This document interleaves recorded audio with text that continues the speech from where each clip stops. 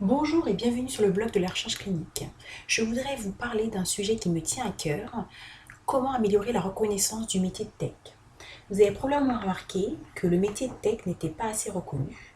Pourtant, ce métier est vraiment essentiel à la bonne marche d'un essai clinique dans un centre et au dynamisme de la recherche clinique française. Alors, on peut se poser la question, pourquoi cette profession n'est-elle pas reconnue à sa juste valeur?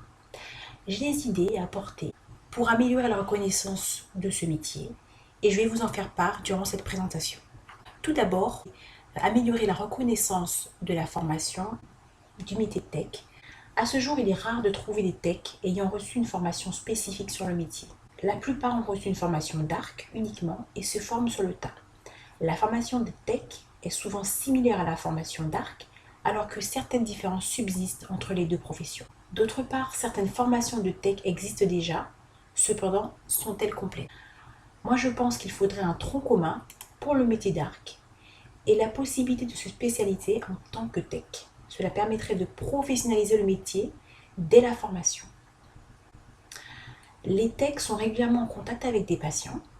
Gérer la relation avec les patients n'est pas inné et une formation théorique serait à mon avis nécessaire pour centrer son écoute sur la personne soignée et réagir de manière adaptée, reconnaître ses émotions, ses inquiétudes et les utiliser avec la distance professionnelle qui s'impose. Je pense qu'il faudrait dans les formations de tech une partie management transversal. Il y a quelques mois, j'avais rédigé un article sur comment le management transversal va changer ton travail de tech et d'arc. Je mettrai le lien de cet article dans la partie commentaires. Les techs coordonnent un nombre important d'acteurs, investigateurs, pharmaciens, radiologues, pathologistes, biologistes, techniciens de laboratoire et s'assurent que les BPC sont respectés par ces acteurs dans le cadre de l'étude clinique. Je me demande si les techs ne pourraient pas recevoir une formation de management transversal parce que ça permettrait de les aider à manager sans pouvoir hiérarchique. Donc pour moi, je pense qu'il faut faire évoluer le contenu des formations d'ARC pour pouvoir améliorer la reconnaissance du métier de tech. Ensuite, on peut effectuer une reconnaissance par le biais des diplômes. Les techs sont en général des personnes ayant un bac plus 3 à bac plus 8 et le poste semble peu reconnu dans les hôpitaux. Il existe peu de postes en CDI et les techs vont de CDD en CDD, alors que la recherche clinique reste toujours présente dans les hôpitaux. Il n'existe pas de concours spécifique menant directement à ce métier, alors que même le ministère des Affaires sociales et de la Santé expose le métier sur son site internet. Je mettrai également le lien du site du ministère des Affaires sociales et de la Santé où vous verrez où il parle de ce métier. Donc pour moi, le poste est peu reconnu dans les hôpitaux et il n'y a pas de concours spécifique. Il y a peu de CDI. De plus, les grilles des salaires sont peu claires. En fait, les salaires vont de 1 450 euros brut en début de carrière jusqu'à 2 100 euros brut selon les grilles du ministère.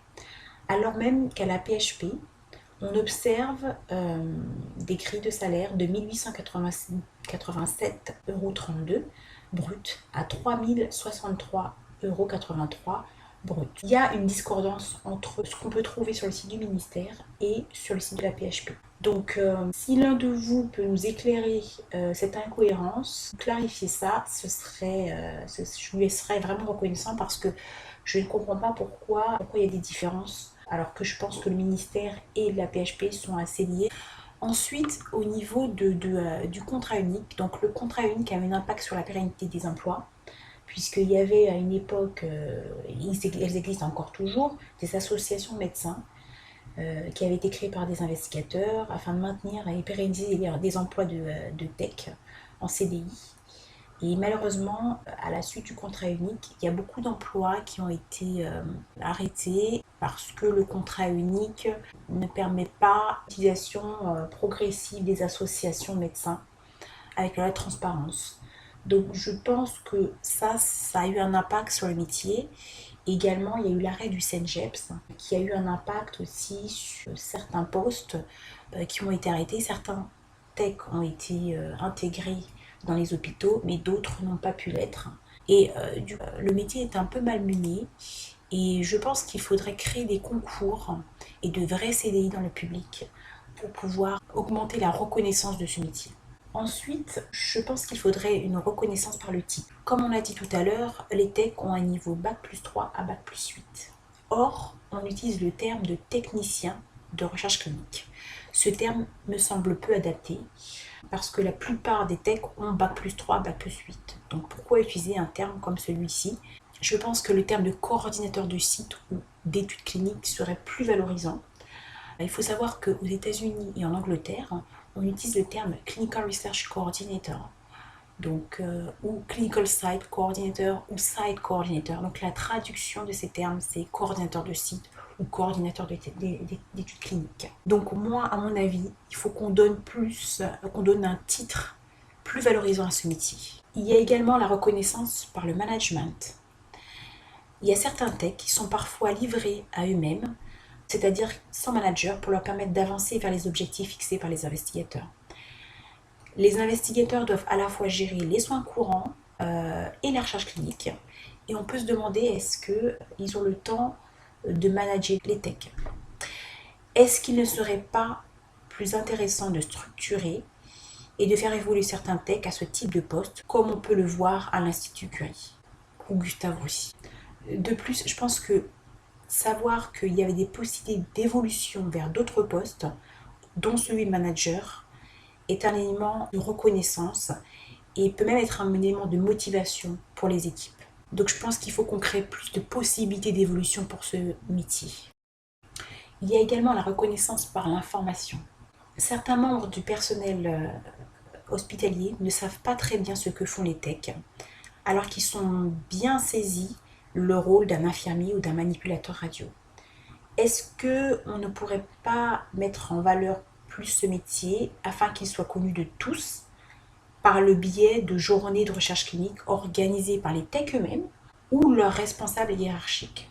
Je pense également que la création d'une association française des arcs avec une vraie visibilité pourrait aider à créer des vocations, une meilleure organisation et à l'amélioration des pratiques en recherche clinique en France.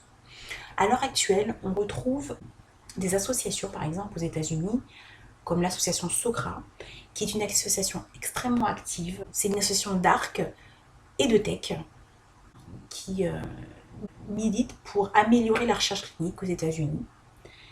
Et on retrouve également l'ACRP, qui est l'association des professionnels en recherche clinique. Et donc, l'ACRP, qui est une association de professionnels des métiers de recherche clinique. Donc, on a ces deux entités qui vraiment sont très actives au niveau de la recherche. Et je pense que ça aurait été intéressant qu'en France, on puisse avoir notre propre Société française des arcs. Voilà, donc je souhaiterais, moi, qu'on puisse communiquer encore plus autour de ce métier. Après avoir été tour à tour tech, arc, chef de projet et dirigeante de ma propre CRO, je dirais que ce métier valorisant peine à être reconnu, mais sans lui, point de recherche clinique en France. Après la circulaire sur le contrat unique, j'aimerais bien qu'on puisse revaloriser cette profession auprès des générations. Et j'espère que cet article suscitera des évolutions, des vocations, et même qu'une association française d'arc naîtra de cette présentation. Nous devons continuer à dynamiser la recherche clinique française, donc lancez-vous. Je vous remercie d'avoir regardé cette vidéo. À bientôt.